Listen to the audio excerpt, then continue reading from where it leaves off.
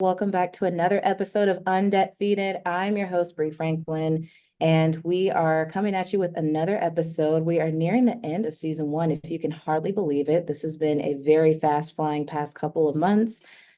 We are going all the way through April of this year, and then we will have exciting updates about when we kick off season two. But with these last couple episodes, we want to have more conversations, just keeping it very transparent, keeping it totally real about the perils and the nature of the student debt crisis and what all is at stake. As you may remember, the genesis of this show is that we wanted to democratize and really open up the stage and the platform around this discussion through our 35 to Free initiative, which is where the Prosperity Project was helping debt overwhelmed, college educated Black women regain their footing. Part of the instruction that we were providing to them, in addition to the financial and the career coaching, was of course just general counseling. And with there being such a mixed bag of people who had federal versus private debt and even Parent Plus loans, which so many people still just, it's so hard to understand because the carrot's always moving. We thought it would be really appropriate to tap the folks who are connected to those spaces and have a little bit more insight into what is going on behind the scenes and influencing these policy rollouts that we have been reading about in our headlines. So today's guest, we have Dr. Tisa Silver Canady, who is an author, advocate, and collegiate financial wellness expert specializing in student loan debt, who has personally advised students and families on the repayment of more than $100 million in student loans. Since 2022, she has helped public servants eliminate $13 million of federal student loan debt. So I personally couldn't dream of a better guest to have to talk with me about policy game playing. So excited to welcome Dr. Tisa Silver Canady. Thank you so much for having me today. It is my pleasure, and it just feels so right given how we have been in constant conversation, or I guess maybe not constant, but off and on. We keep finding each other through mutual connects, and just the recurring introductions always signals to me that that's the universe, not just speaking, but maybe yelling and saying that there's something more to it. So obviously, I have a little bit of more in-depth background on your work and the incredible things you've been doing. But if you would just share a little bit about your foray into this space and what preceded, the journey that I just highlighted in your bio. Sure. So in 2021, I founded the Maryland Center for Collegiate Financial Wellness, and we were really looking to influence the personal finance skills and capability of college and career school students in Maryland so that we could help them be empowered to not just get by, but to thrive. But the inspiration for that actually was rooted in my work as a faculty member at the University of Delaware teaching corporate finance, then my experience in the financial aid office at the University of Maryland, Baltimore, which is a graduate professional institution. And in that role, I was basically tasked with helping people strategize around repaying these six-figure debt burdens after they had pursued degrees in law, pharmacy, dentistry, and other kind of big ticket programs. So it was really during that experience at the University of Maryland, Baltimore, that my eyes were opened to the issue of student loan debt. And after meeting with a lot of students one-on-one, started kind of observing patterns about who's going to have an easier time with this, who's going to have more challenges, who's going into lower paying careers with higher debt burdens and vice versa. And I started to think, well, this is what I'm seeing on an individual level in this one office, on this one campus that has this type of position within the entire state. What is everybody else going through? And a few years later, ended up starting the Maryland Center for Collegiate Financial Wellness. So it's really important to me that people understand the level of strategy that's necessary to truly deal with student loan debt in a way that makes life livable, well. And my observation, one of them is just that so many people, especially Black women, have this significant debt burden and feel like they're going to be paying for this until they die. I cannot Yes. tell you how many people have said that to me. And every time I hear it, it's like a gut punch because you're Soul just crushing. thinking, yeah, it is. Like, imagine just thinking, like, my life is defined by this, or I think about this debt as something that I will literally carry to the grave. That's not a pleasant prospect. That's not conducive to living well. And so my angle is, yes, my background is in finance and strategy is important, but the end game is for people to have the opportunity to live well. Mhm. And that's really what it comes down to. I mean, that's the essence of this is like student debt. We become so desensitized to it. It's even joked about now in commercials. Like I kid you not, maybe 2 months ago, I saw an ad for Buffalo Wild Wings and they were talking about just how cheap their latest whatever offering is. And they made a tongue-in-cheek comment talking about, well, who can afford college anymore? And I'm just like, this should not be the norm. Like this should not be the status quo. And obviously, it's disproportionately felt on Black women because, as TPP has illustrated extensively in our deck, our website, our materials, it starts with already being behind the eight ball. Like we're already coming out of families that are usually under-resourced due to, 400 years, right? It didn't like poverty is not naturally occurring. Let me just go ahead and just get that zinger out the way. So we start behind the eight ball because of these just gravely exploitative, prior circumstances. And then we're trying to catch up and everyone says, oh, the answer to your college debt problem, go get another degree, which takes on more debt because everyone just, is stuck in 1984 for some reason, back when it functioned the way it was supposed to. And then that compounds the problem. And then, we come out, we being Black women, who are gravely overburdened, and there is no direct ROI. It's not a guarantee like it pretty much used to be. I mean, it was kind of like hard for a degree to not pay off or be worth the investment back in the day, but at this point, it's more of a gamble than an investment. And part of what allows for this to happen, right? Like this didn't just mysteriously congeal overnight. Like there's decades, right, of foul play behind the scenes. And so I love, just from your standpoint, the reason that we had to reschedule this is because you mentioned being part of a hearing, if I remember. And so just on the policy side, like as we've called today's episode, policy game playing, it's anything but straightforward. The carrot seems to be always moving. It's very obscured and people are just left trying to figure out up from down. So from your vantage point, could you shed a little bit of light into, just the current state of affairs and what you've been witnessing? Sure. So at the state level, I was actually in Annapolis testifying in support of House Bill 1172. And this bill has to do with creating more awareness around the public service loan forgiveness program and providing clarity for how employers are to proceed when they receive an application from an employee, as well as setting clear guidelines for how adjunct faculty members are supposed to get credit toward PSLF. Mhm. And a lot of people think about public service loan forgiveness and they're like, oh, this could never work for me because we know it had a 98% rejection rate prior to some temporary changes that the Biden administration implemented in October of 2021. But the application itself is just a job verification. That's all it is. A person has to provide information about their employer, how long they've worked there, and whether they're full time. So in order for them to get that application moved to the next level, they need to have someone from the employer verify what they've stated in the application. And I've seen employers who refuse to sign the application or who might say, well, you're a part-timer, so you don't qualify. Or when it's an adjunct faculty member, they might say, well, you don't work that much, you can't get this.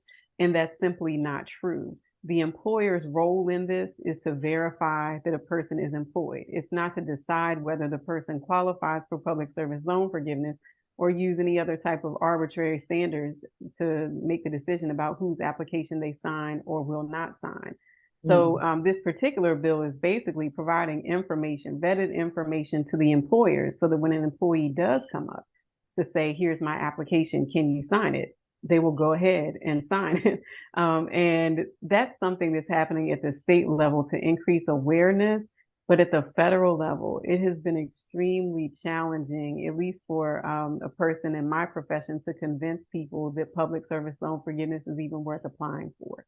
Because when you've seen the program has a 98% rejection rate, or you've seen that you sent an application in and nothing ever happened with it, and it's been a year or two, you get discouraged and you just start to think, well, why bother with this? Why get my hopes up for something that's not going to happen? And so we saw the initial changes to public service loan forgiveness announced in October 2021. Then we had the announcement for broad cancellation in 2022. People, got their hopes up about that, but some were questioning, is this different from public service loan forgiveness or is this the same thing? So there's confusion around the messaging. Then the Mm-hmm. Supreme Court struck down broad cancellation. Then we had this IDR adjustment that was working in the background starting in 2022.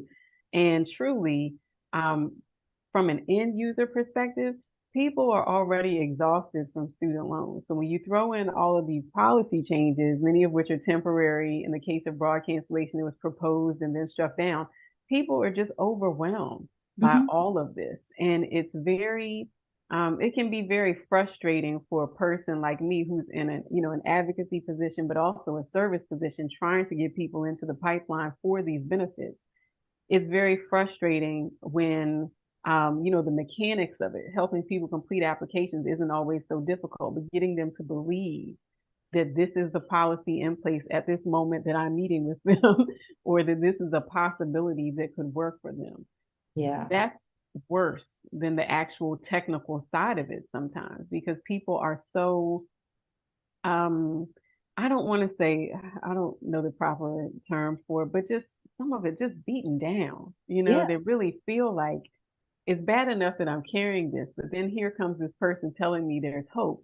And I've been holding on to trauma in this just being beaten down for so long, that do I want to take the risk of actually hoping that something could work out for me, and then the Supreme Court strikes something down, or Congress decides they want to change PSLF, or whoever decides they want to revoke loans that have already been discharged. It's Mm-hmm. just very the bridge between policy and practice is a long and bumpy one.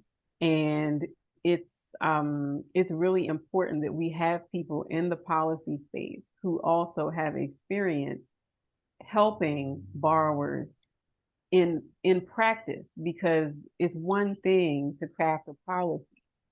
It's another thing to have awareness about the experiences of the people that you're crafting policy for. Amen. So it's really been enlightening for me to kind of have, a look at that, or a voice in how some of these policies are shaped. But I just really I feel the frustration of student loan borrowers, because you read through all the language, even the master promissory note, it's like 15 pages on paper. And then you read through these different policy changes at the federal level, at the state level, Yeah. and who really has the time, at the end of their day, working, trying to pay these loans, to go back and try to figure out all of that policy stuff and use their voice when the opportunities are afforded to them. So we're making progress. And like I said, I'm blessed to be able to have some kind of seat at that table. And I only hope that people will adopt some of the changes that I and my colleagues have supported, because it would truly benefit the people that are on the end user side of this and carrying these burdens. That's exactly right. And just a couple things come to mind as I heard you speak, and these were points that I also have been giving thought to as I stay in the news on this and like always keeping an ear to the ground. And what's interesting is I saw a headline for it was basically talking about a woman who has been charged for fraud because basically she found a loophole with a gas station with some like cash back card or something and was just running it up. And she basically was able to siphon like 28 grand worth of gas for the free. And it caught up with her right after about 6 or so months. And then I think she even brought a friend in on it. And then that just blew up their whole spot. But I read about just the prosecution process, right? It's like, okay, the root of it is she found a loophole that she exploited and therefore she stole, right? Like revenue that should have gone to the gas station. And when I think about what's happening with student loans, I'm like, same-ish, different circumstances. And not only are people not up in arms at the theft, but they are more siding with the powers that be in terms of just like general discourse, like the haters who are like, pay it off, whatever. They're just so uninformed, right? Like they don't realize that this is a grand finesse honestly. Just when you think about how it started out so virtuous, right? When it was rolled out back in the 40s on the heels of the GI Bill, following the war. And then people are like, okay, now that we're back stateside and trying to do something with our lives and have wealth and prosperity, it was capped at $1,000, $1,000 per academic year, I believe, which adjusted for inflation still does not surpass $20,000 as far as I'm aware, of current USD. And it was something that actually had a hand in helping people achieve upward mobility. And it was something that could be reasonably repaid either real time as a person is going through school, or with the earnings that they get from the career that they're able to transition into because of said piece of paper. And so now it's just so out of sorts. And when I heard you too talking about like the morale piece, that right there is really like the biggest hot mess of it all. Is like people, I believe people are inherently, compliant, and when they see something that works, they'll do it. And I think about when it comes to, people trying to achieve maybe fitness goals, where they're when you see that progress early on, it's a snowball effect. It's like, okay, scales changed, in the direction I'm hoping, whether you're trying to put on or lose weight, whatever that looks like. When you can see measurable progress towards your goal, it's a lot easier to stay committed. But then when you get complications and interference, and maybe the number starts trending in the opposite direction you want, or you just don't feel like anything's really moving the needle despite how hard you're trying. This is something I've dealt with. I used to suffer from PCOS, polycystic ovarian syndrome. I know that challenge very well. And it was so easy for people to finger point and shame me and be like, are you sure you're actually eating well or trying hard enough in the gym? I mean, people just felt so comfortable, like being very condescending and pretentious about it. And I think the same applies here. Like people are really trying, but when there's a whole ecosystem of circumstances that you're oblivious to and are conspiring against you getting out, because another thing to flag, this is very profitable for a lot of bad actors. Like this crisis that so many are suffering from is making quite a few people like inconceivably wealthy. So of course, there's no incentive for them to make it simple, make it easy to keep up with, make it something that, you set a target and then you clear it and then you move on with your life. They absolutely want as many people in perpetual indentured servitude for as long as they can keep going, honestly. And so it turns my stomach when I think about how elaborate this has become and how convoluted, because I'm a big believer in like when you want to achieve change, it's all about simplicity. Like make it simple and then figure out the details. So maybe it'll get a little bit complicated as you put it in practice, but then ultimately go back to keeping it simple once you've figured out what works for you. And unfortunately, there's just so much involved because especially on the federal side, and I guess maybe if there were any silver lining to private loans, it's that what you see is what you get in terms of the paperwork. And even though, that's its whole other animal with like fixed versus variable and the predatory terms, it's like because they are completely inoculated against whatever happens in the White House and, these policy discussions, it's like, okay, at least I know that these terms right here are likely going to be consistent unless they come up with some other, behind the scenes tomfoolery, which is not unheard of. But it's like, okay, at least I know that whatever the latest press release is coming out, or what's in the latest press release from Biden Harris is not going to have any bearing on my private loan. So it's easier to like keep up with the plan for repaying those. At least has been my experience and that of people I've spoken to. So, there's so many things to unpack here. And I know we have only like a half hour of time to get into it, but in these last few minutes, I always like to bring our own silver lining, right? And help make sure that people walk away feeling still motivated, still inspired. And so I'd be curious as to if you have just like any like short, clean cut advice and action, that people can take with them if they are specifically struggling to get their head around federal loan policy and what's at stake for them. Sure. So the first thing I would suggest is to tune out the noise. You mentioned misinformation, and there is so much out there when it comes to student loans. And people ask me sometimes, why don't you share pictures of the borrowers that you work with? And I say it's because I don't want them to be subjected to the same type of hate that I get for helping them. Mm, I don't want to put their pictures or their, handles out there because I don't want people bombarding them with the foolery. yeah. So you have to really discern what's noise and what's news, what actually matters to Mhm. you and your situation versus what's out there just because there are platforms that people can put stuff on. So, and especially with how, social media, a lot of it becomes so targeted toward you based Yeah. on what you're looking for or what accounts people might know that you have.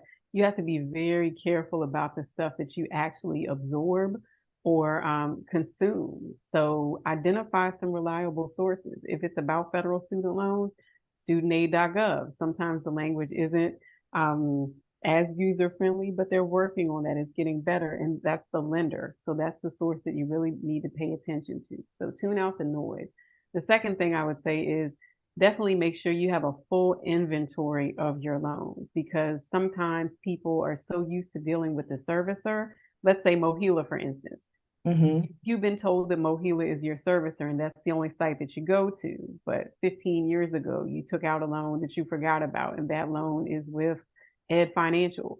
Then you need to go to Ed Financial too. And the only platform for federal student loans that will hold information on everything, regardless of your servicer, is studentaid.gov. So, and I think that also feeds into tuning out the noise. If you owe somebody money, you want to go to that person for information about the terms of repayment and the overall size of that debt. So start with studentaid.gov. Beyond that, if you're interested in the policy space, um, some of that information can be kind of hard to digest as well, but it's just like it's kind of like anything else. I know a lot of people who watch Grey's Anatomy and can now talk about scalpels and, CCs of this medicine and that medicine because they've immersed themselves in it by watching something where that lingo is repeatedly used. Pay Hmm. attention. Look at some of these hearings that are happening. A lot of them are on YouTube, C-SPAN, whatever. You can listen to them just as anybody else could. And the more time you spend immersed in that, you'll begin to become more familiar and more comfortable with it. But as for handling your personal debt, it's federal student loans and studentaid.gov is the place to start. And beyond that, I consider myself a pretty reliable source. So if Oh, anybody yeah. wants to take a look at our content, we're the Maryland Center for Collegiate Financial Wellness on YouTube. And we actually host a free semi-monthly virtual student debt clinic called Office Hours, where we take questions that people have submitted to us and then break down the answers in detail to provide kind of strategic advice. Because again, strategy cannot be underestimated with this. When you owe, whether it's 50,000 or $500,000, you don't want to let somebody else make the decision for you about what repayment looks like. You want to take control of that because it's your household finances, your career, the other people that might be in your household, all of that should factor into the type of repayment strategy that you pursue. And the first key to awareness with that is going to studentaid.gov to find out how much you have, who you owe. There you go. I say, to follow that up with my little Breeism is it's hard because I feel like we've hit so many, like there were so many gems from this, but I think I just lean on simplicity is key, like at least by your part, the thing like control what you can control. I'll say that. That'll be my Breeism. Control everything you can control. Because as we've just discussed at length, there are so many, just free floating factors and again, the wrong people honestly in power in so many respects who have allowed these circumstances. And yes, it's still chaotic and messy, but definitely control what you can control by attending these very workshops and taking advantage of these SAGE resources that Tisa just pointed out.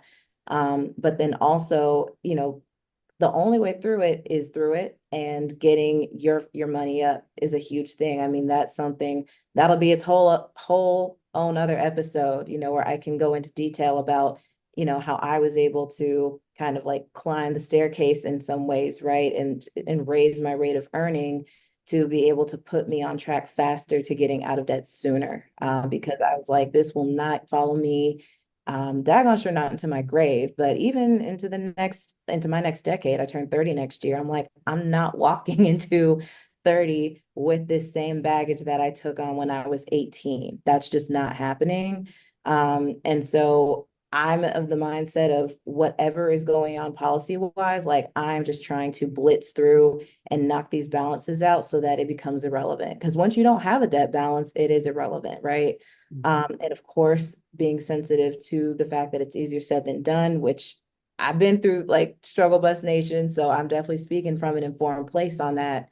But yeah, I feel like there's still reason to have hope and to set your sights high and just, yeah, manage what you can. But I thank you so much for spending this time with me today. This is a wonderful conversation and you taught me a lot. I like to think I do a good job of keeping up with you and what's going on, but I was just really like, oh man, like I'm slipping. So I thank you for that. And just a No. quick plug too, what are like the specific sites and handles just so that people have a really easy time keeping up and taking advantage of those workshops you mentioned? Sure. So they can visit us online at mccfw.org. And then we are on Facebook, X, formerly known as Twitter, and Instagram and YouTube as at the MCCFW. And the office hours videos are annotated. So you can go straight to the questions that matter the most and just, hear the types of concerns that other people have, but also find answers to your own questions or submit one for us to answer in a future episode. There you go. There y'all have it. Thank you so much for tuning in. We'll catch you back next week with another episode of Undefeated.